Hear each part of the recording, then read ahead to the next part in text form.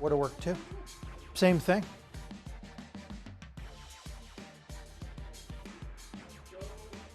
Mic check, 1, 2, 3. Mic check, 1, 2, 3. Well, that's what I do. I leave here and I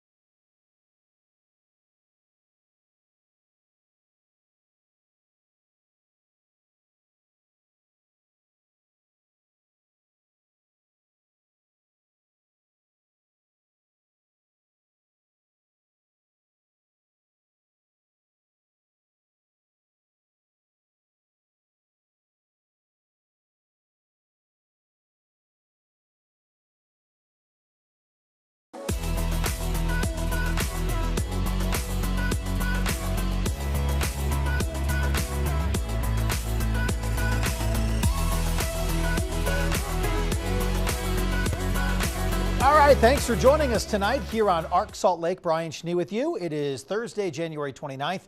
Tonight we're taking a look at two proposals from Utah lawmakers to change the state's marijuana laws and state minimum wage. It's that time of year where we have to go to Utah's Capitol Hill. But first, before we get there, quick check of the weather here. Meteorologist Sean Kelly joining us live tonight with a look at our first alert forecast. Hello there, Sean. Hey, yeah, we're still dealing with quiet weather, all the cold, all the snow. Well, that's once again out towards the eastern third of the nation here, all the way back westward into the northern plains and Midwest. And it's brutally cold in the Chicago area. It feels like it's 0 degrees, 8 in Washington, D.C. Temperatures down even in the Atlanta area there, nice and cold. Boston there, 3 degrees. Temperatures here at home cooling down after a little bit of a chillier day today, 29 degrees. You can start to see some of that patchy fog that we're going to be tracking here through the overnight and into tomorrow morning. You'll notice those temperatures dipping down into the 20s as we head into the overnight here. So definitely freezing cold, and cold weather will be something we'll be tracking for the mornings. But we're also tracking the inversion returning, moderate air quality getting worse as we head into the weekend, but a big warmth ahead. We'll let you know how long 50s last in the forecast. Coming up, my first alert weather forecast.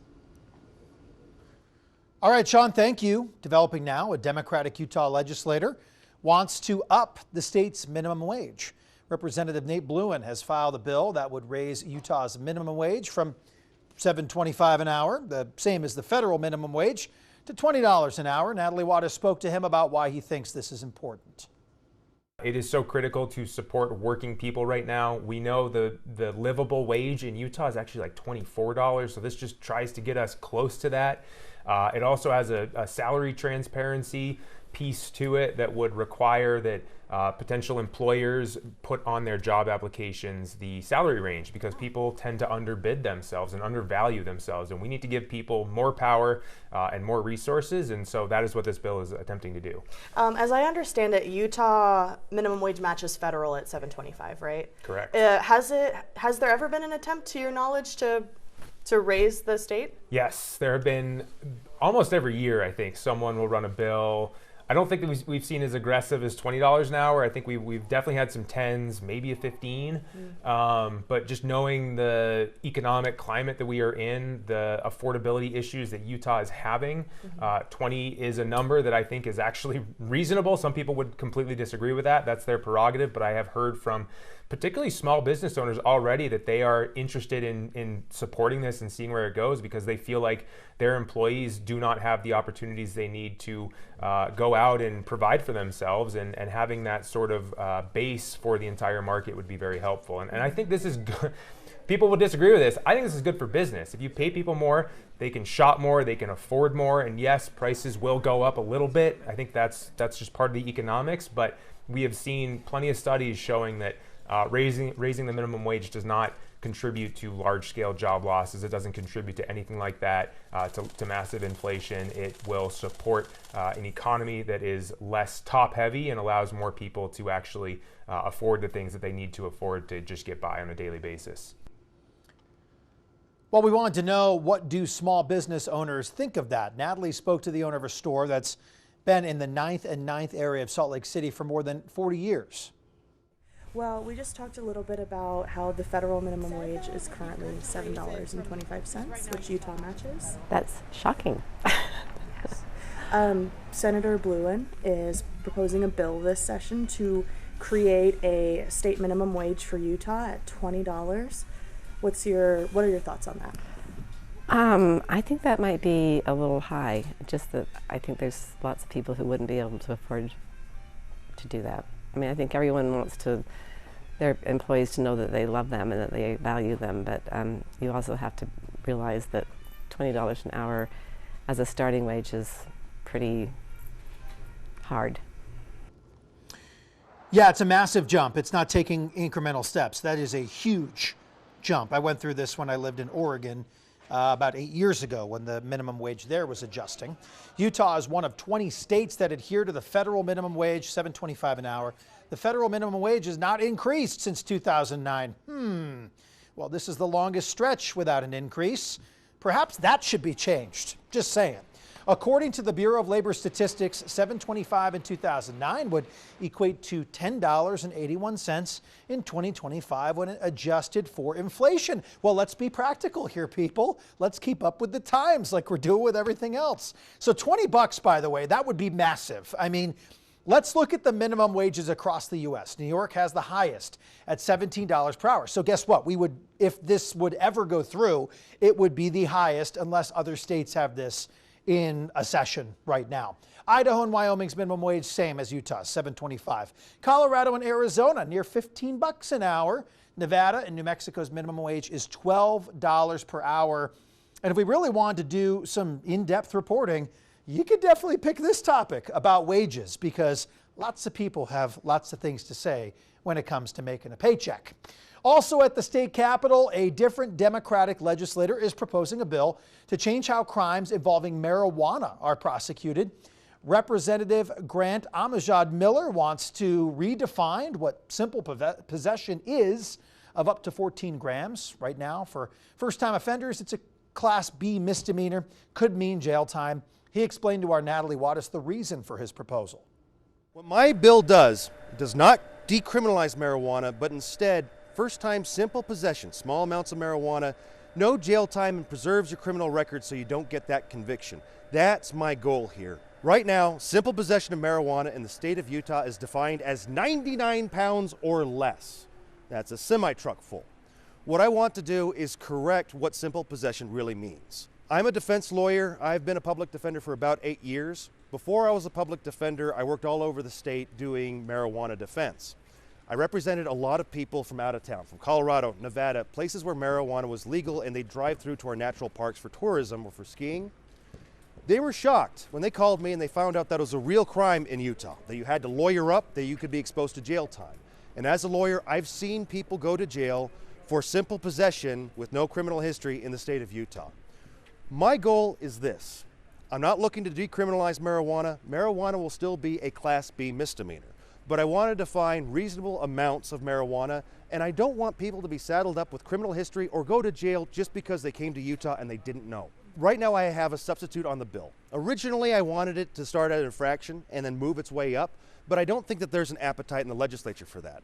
However, I do think that there is an appetite to keep it at a Class B misdemeanor, but create a deferment or plea in abeyance legal structure to protect people's criminal histories and keep them from jail time if they don't have a criminal history and this is a first-time offense. Well, spoken like somebody who's done some work in our legal system there. And Representative Miller says he feels this bill does have bipartisan support. If it passes, it would go into effect in May.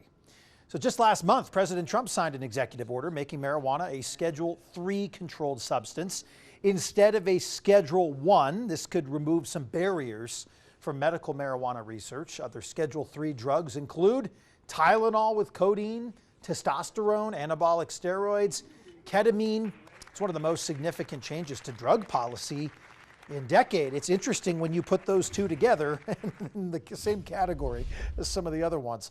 Well, disappointment and frustration coming from the St. George theater community. A new venue is changing its name, and that's not all. Samantha Hoffman reports on the drama outside the theater. The theater is undergoing a massive image change, including constructing a new venue, announcing its name, and firing long-term president Bruce Bennett. We want to keep that name because a legacy goes with that. Every single person who's ever bought a ticket. Over 300 people have now signed a petition to keep the building's name as the St. George Musical Theater. To put his name on a building that, yes, he helped build and he helped fund, but it also discounts the tens of thousands of people who have also donated in times of money, in times of talent, in times of in work, in volunteering. The theater board says they chose the name Diamond Legacy Theater to honor Diamond McPherson, a former chairman of the board. Diamond and his family have been remarkably generous in funds, but especially in time and attention. Board member Christine Carter added that the new building was a dream of both McPherson and former President Bennett. But community members and employees feel the announcement is ill-timed with Bennett's firing. We feel that was very retaliatory. They cut out the heart, which is Bruce Bennett. He is the heart of St. George Musical Theater. He is the part that flows the blood to every single part of the organization. The group is planning a march in the next week, hoping to get Bennett back and a community member added to the board. The theater says the firing was merely ill-timed and unrelated to the announcement of the name. We need to be better about communicating. But we had two very distinct issues that happened to coincide.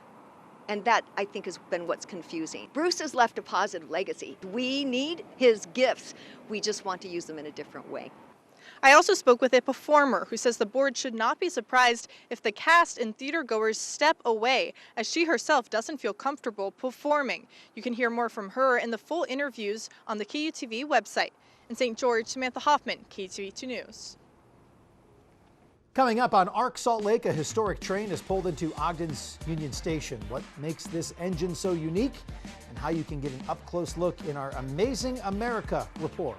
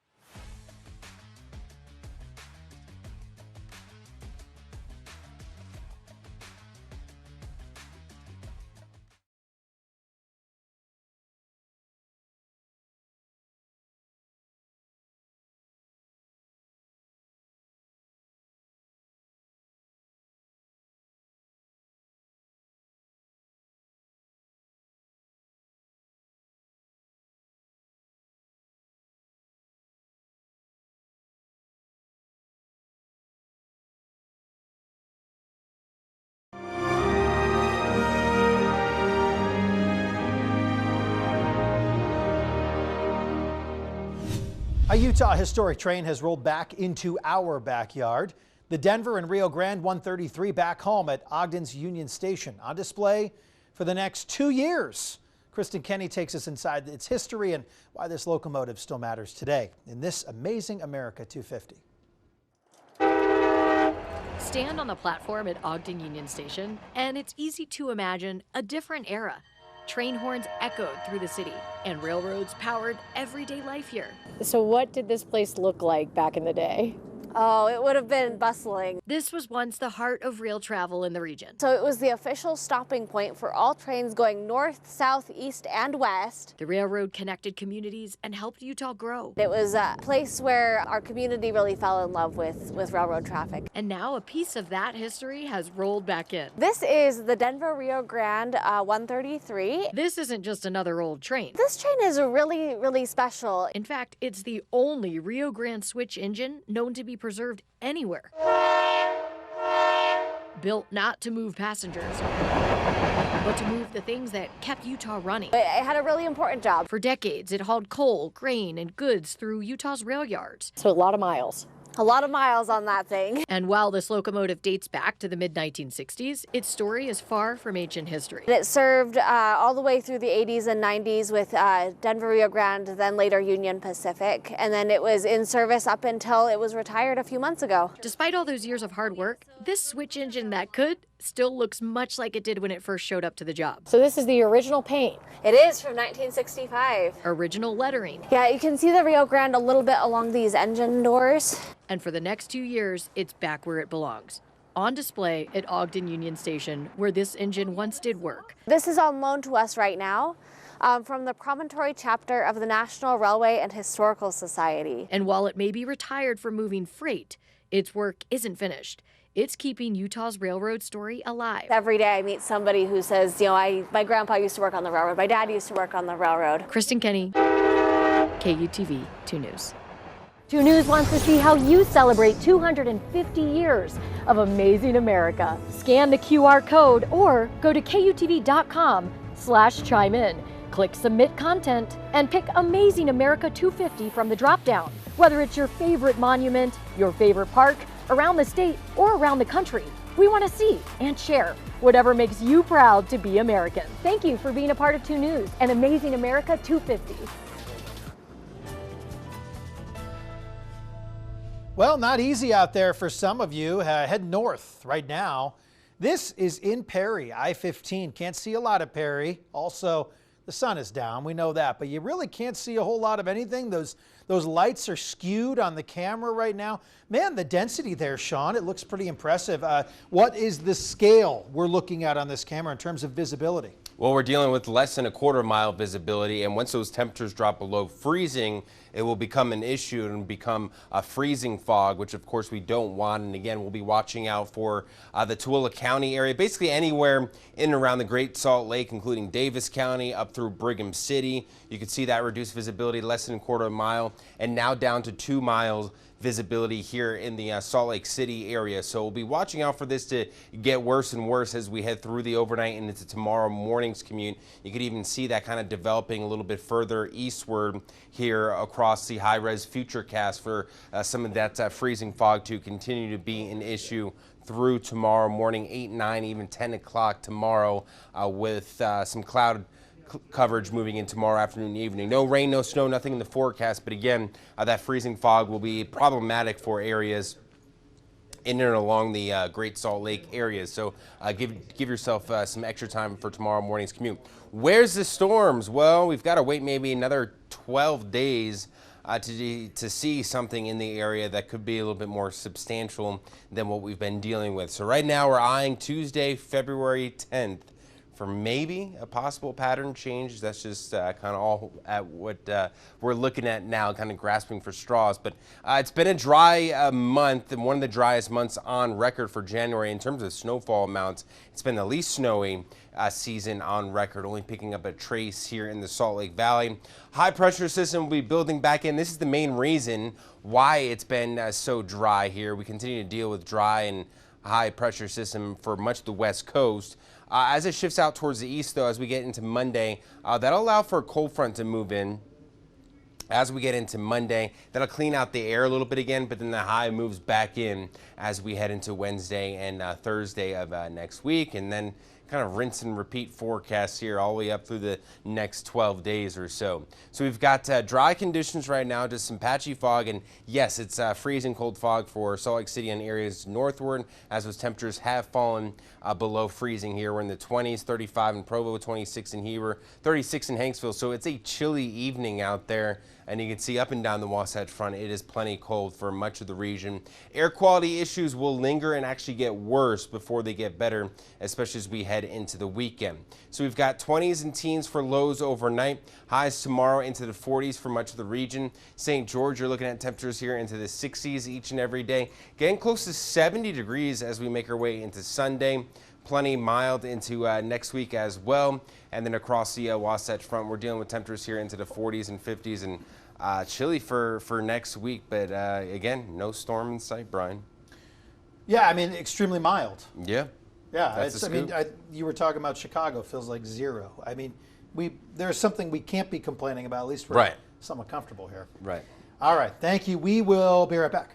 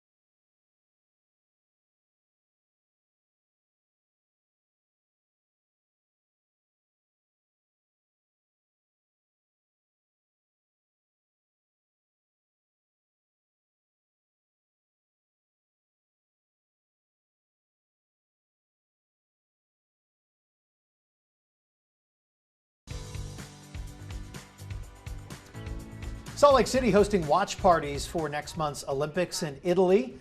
The free parties will happen every day at Salt Lake City's Civic Center, starting next Friday, February 6th through February 22nd when the games end. Yeah, in addition to Olympic broadcasts on the big screen, watch parties will also include special guests and live entertainment. We're going to be right here. It is free. It's going to be fun. You're going to be able to bask in the sun and have a cold or warm drink and bring your kids and family and friends down. All right. Sounds like a good time. Remind you that we'll also be on, you know, if you want to watch the news or something. Okay, Salt Lake City will host watch parties for Italy's Paralympics in March. Next month, the Utah Symphony and Salt Lake County leaders will celebrate Abravanel Hall's listing on the National Register of Historic Places. It is an awesome spot. A formal plaque unveiling will take place February 11th. Abravanel Hall opened in 1979 as the home of the Utah Symphony. You should take the lady there. Yeah, it's fun. I've been. It's beautiful. As renovations to the Salt Palace and surrounding spaces move forward, the county has prioritized conservation of the hall with the back of the house modernization to improve experiences for performers. Well, what a difference 5.5 months makes on one side of your screen is what White Horse Bar looked like back on August 11th when fire burned it down. The other side is how it looks now. Yeah, tonight White Horse is back open. It's the first of 5 destroyed businesses to reopen. That's where we should have been live tonight. Right, yeah. I think we messed up. Have a great night. We're back here tomorrow. We'll see you.